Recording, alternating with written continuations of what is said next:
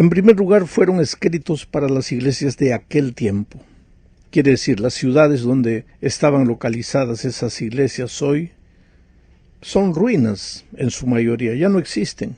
Pero en esas ciudades habían iglesias reales y habían miembros de iglesias como nosotros, como tú, como yo. Juan escribió para esas iglesias porque esas iglesias tenían sus particulares situaciones, sus dificultades espirituales, sus momentos de desánimo, en fin, el mensaje de Jesús va a través de Juan para animar a esas iglesias reales. Esa es la primera aplicación. El mensaje, claro, lo dio el propio Señor Jesucristo para las circunstancias que las iglesias vivían en aquel tiempo, pero también para advertir los peligros espirituales que cada una de esas iglesias enfrentaba. Ahora, hay una segunda aplicación de estos mensajes, y esa aplicación es profética. Y cada iglesia representa uno de los 7 periodos por los que la iglesia cristiana habría de pasar a lo largo de la historia. El cristianismo asombrosamente pasó por las circunstancias y las situaciones descritas proféticamente en los mensajes a las iglesias locales de Asia. Pero hay una tercera aplicación. Esos mensajes también tienen que ver con nosotros hoy. Esa es una aplicación espiritual. Debemos aplicar esos mensajes a nosotros como iglesia y como miembros individuales de la iglesia en el último periodo de la historia de este mundo. El peligro que corremos es el de endulzarnos con los detalles históricos y proféticos, recordarnos la fecha, que este periodo va de este año, este otro año y aquello, y hay gente que discute por causa de un año, que fue para más, que fue para menos, etc. Estamos más preocupados con esos detalles históricos y nos olvidamos que de una u otra forma esos mensajes se dirigen a nosotros hoy, yo diría a mí hoy, como miembro de iglesia, como pastor. Comencemos pues con el mensaje a Esmirna y Pérgamo. Esmirna era una ciudad hermosa y rica, pero también un centro de culto al emperador. Negarse a adorar al emperador en la ciudad de Esmirna era un crimen que se pagaba con la pena de muerte en el circo romano o en la hoguera. Por eso la forma como Jesús se presenta a esta iglesia de Esmirna tiene mucho sentido y prueba una vez más que Él conoce todas las circunstancias de nuestra vida. No hay un momento difícil que nosotros vivamos que Jesús no conozca. Leamos Apocalipsis 2, 8 y 10. Escribe el ángel de la iglesia en Esmirna, el primero y el último, el que estuvo muerto y vivió, dice estas cosas. No tengas ningún temor de las cosas que has de padecer. He aquí el diablo va a echar a algunos de ustedes en la cárcel para que sean probados, y tendrán tribulación por 10 días. Sé fiel hasta la muerte, y yo te daré la corona de la vida. Es interesante, querido, que en este texto, Jesús se presenta como el primero y el último, el que estuvo muerto y vivió. ¿Por qué? Porque la iglesia estaba sufriendo persecución y muerte, y Jesús se presenta como aquel que les garantiza que no hay que tener miedo de morir, porque la muerte para el cristiano es circunstancial.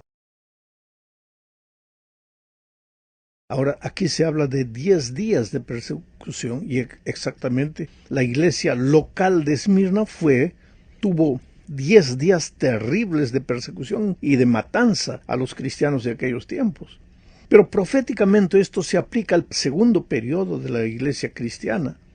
Y esos 10 días proféticos que se menciona aquí son los 10 años de terrible persecución impuesta por el emperador Diocleciano, que va desde el año 303 al 313 después de Cristo.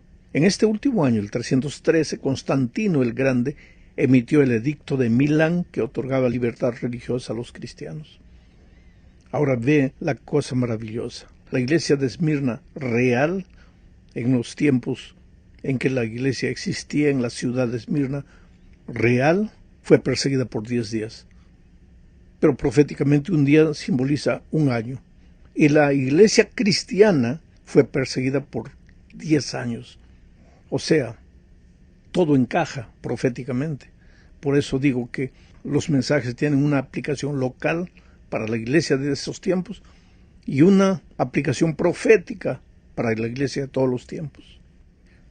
El mensaje a Esmirna se refiere proféticamente al segundo periodo histórico de la iglesia. Veamos ahora Pérgamo. Pérgamo, por su lado, era una ciudad que se había vuelto el centro de varios cultos paganos, incluido el culto al dios griego de la sanidad y representado por una serpiente.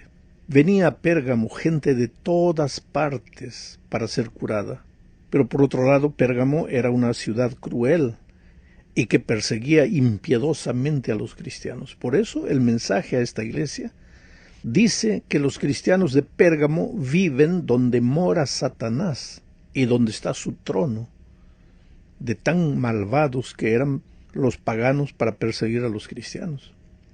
La iglesia de Pérgamo es un retrato profético de la iglesia cristiana en su tercer periodo, el año 313 al 538 después de Cristo, aproximadamente.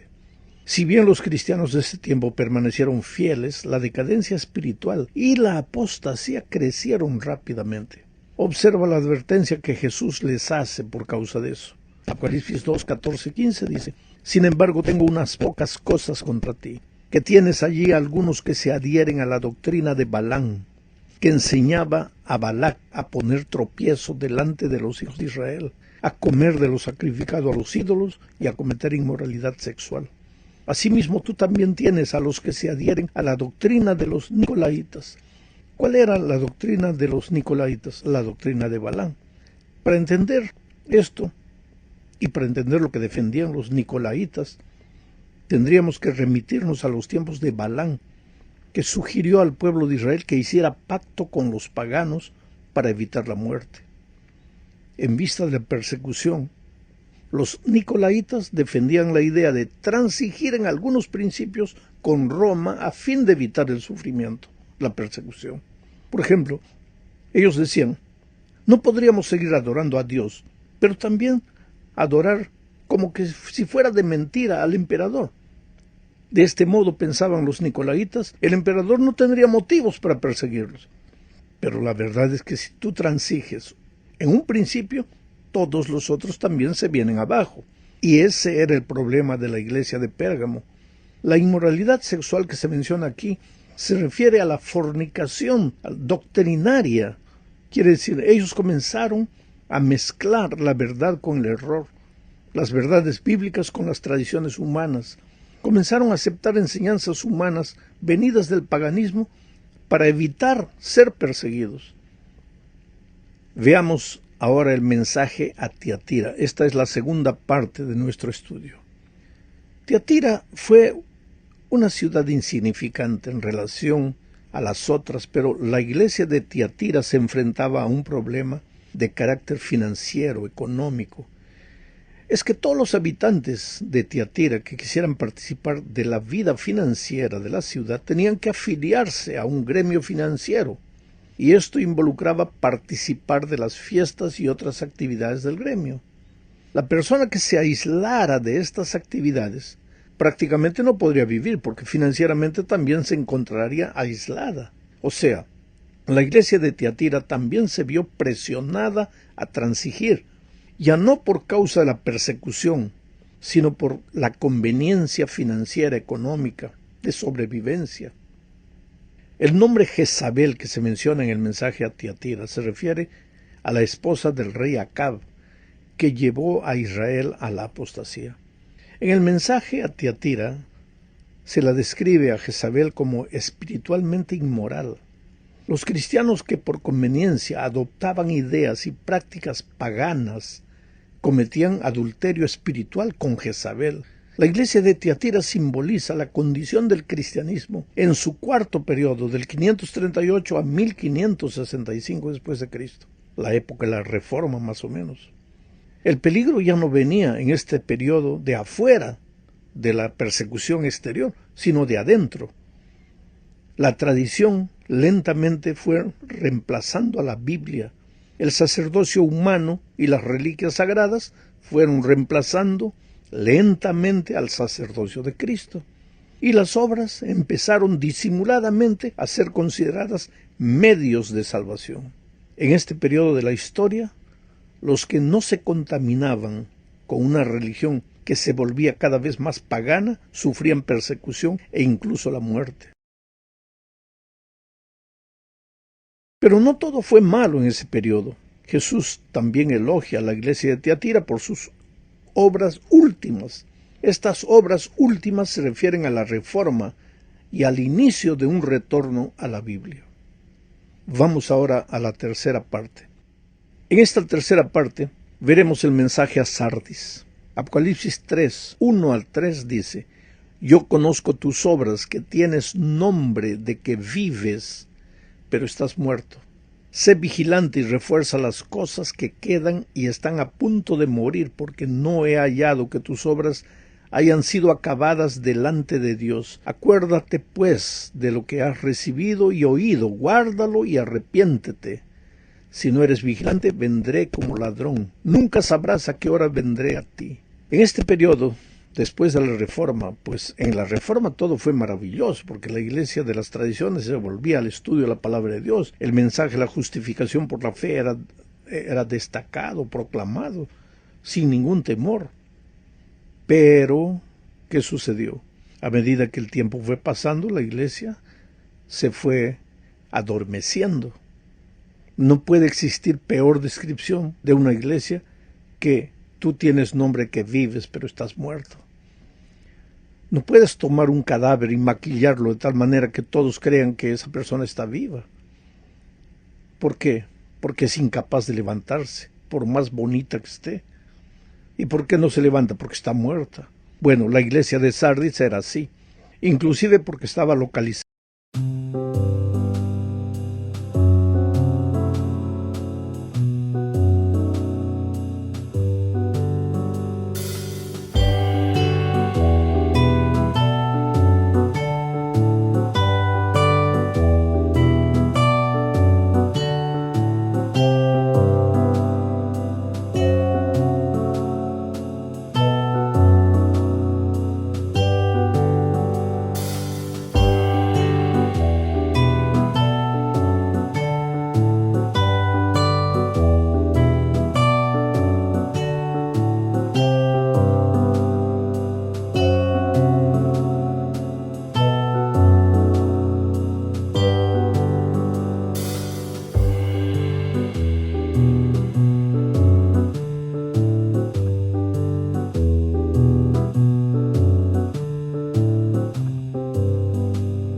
En una parte donde estaba, una parte alta de la ciudad. Ella pensaba que estaba segura, por eso la iglesia en ese periodo de tiempo también sentía la seguridad de que la persecución había terminado, pues con la reforma ya estaban muy animados, se sentían seguros.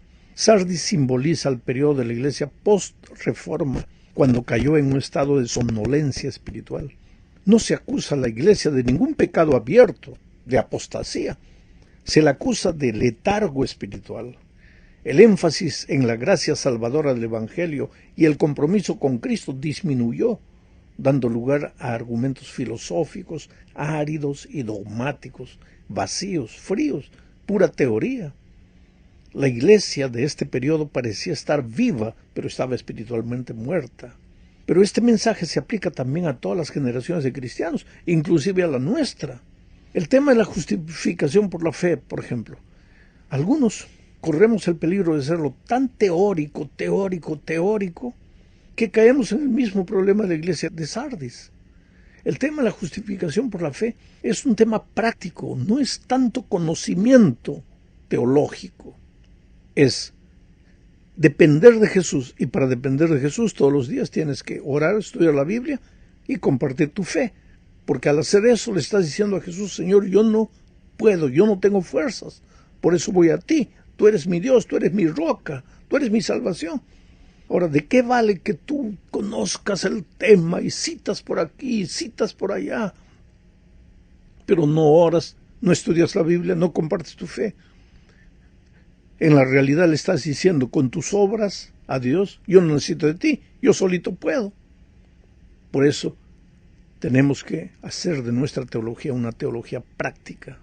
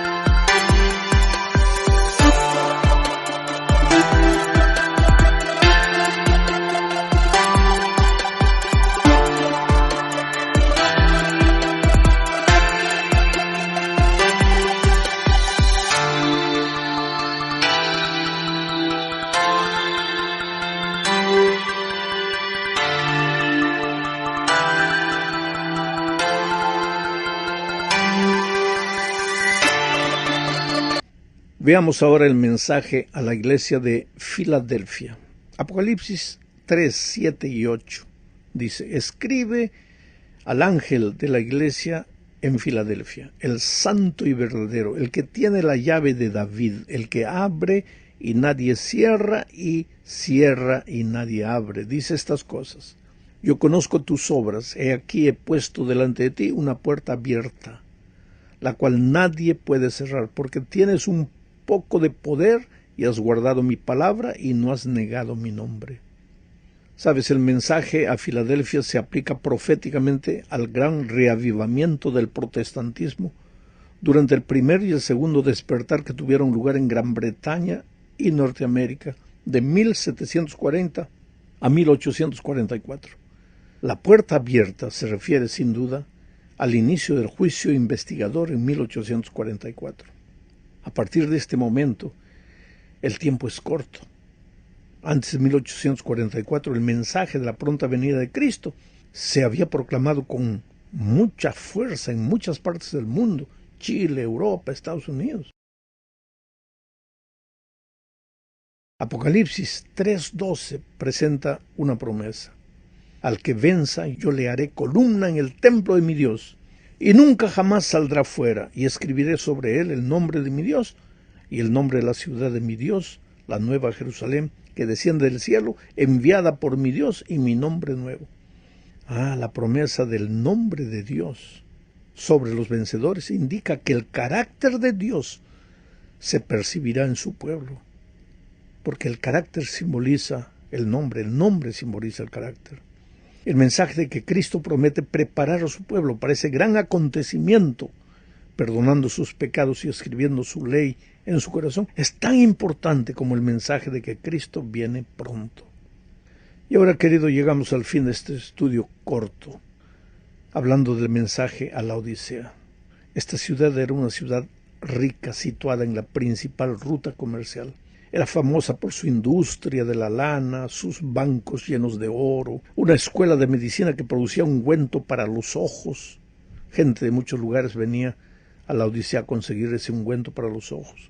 La prosperidad de la Odisea colmó a los habitantes de autosuficiencia. Y eso afectó a la iglesia de ahí también.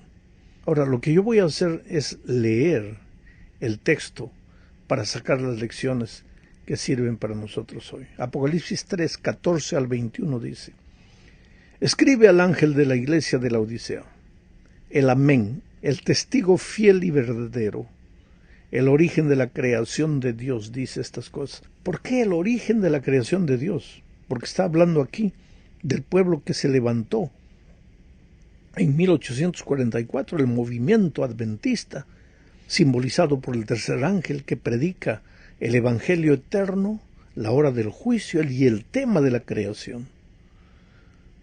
Por eso Jesús se presenta a la iglesia de la Odisea como el origen de la creación de Dios. Dice estas cosas, sigo leyendo: yo conozco tus obras, que ni eres frío ni caliente. ¿Por qué no era frío ni caliente?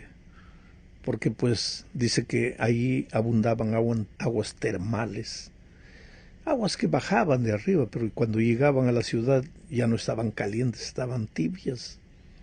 La tibieza indica que hay dos lados. Hoy día, si tú quieres agua tibia, ¿qué haces? Abres la llave de agua caliente, la llave de agua fría, y ahí tienes el agua tibia. En el tiempo de Cristo, Jesús llamó a la iglesia hipócrita sepulcros blanqueados. Por fuera, muy bonito, mármol blanco; por dentro, hueso podrido. Y si la Odisea tiene agua tibia, es porque tiene dos lados, un lado caliente y un lado frío. ¿Cuál es el lado caliente? Por fuera, muy bonito, todo maravilloso, bautizamos tanto, hemos reunido tanto de diezmo, tenemos tantas escuelas, tantas universidades, muy bonito, maravilloso. Y por dentro, esto es lo que nos preocupa. A mí, a ti, a nosotros como cristianos tenemos que dejar de olvidarnos un poquito de la profecía. Entiéndeme bien, no estoy diciendo olvídate de la profecía, pero que nuestra atención no esté más en la profecía, sino en la aplicación espiritual. ¿Qué tengo que mejorar yo? ¿Dónde tengo que crecer yo? ¿Qué tengo que corregir yo? Porque Jesús dice, yo conozco tus obras, sigo leyendo el texto, que ni eres frío ni caliente, ojalá fueras frío o caliente. Así porque eres tibio y no frío ni caliente, estoy por vomitarte en mi boca. Ya que tú dices, soy rico, me he enriquecido, no tengo ninguna necesidad. Y no sabes que tú eres desgraciado, miserable, pobre, ciego, desnudo. Yo te aconsejo que de mí compres oro refinado por el fuego para que te hagas rico de verdad. Vestiduras blancas, justicia de Cristo, para que te vistas y no se descubra la vergüenza de tu desnudez, y colirio para ungir tus ojos, para que veas que tu realidad. Yo reprendo y disciplino a todos los que amo. Sé pues celoso y arrepiéntete. He aquí yo estoy a la puerta y llamo, si alguno oye mi voz, y abre la puerta, entraré a él y cenaré con él y él conmigo. Al que venza yo le daré que se siente conmigo en mi trono, así como yo también he vencido y me he sentado con mi Padre en su trono. Estoy a la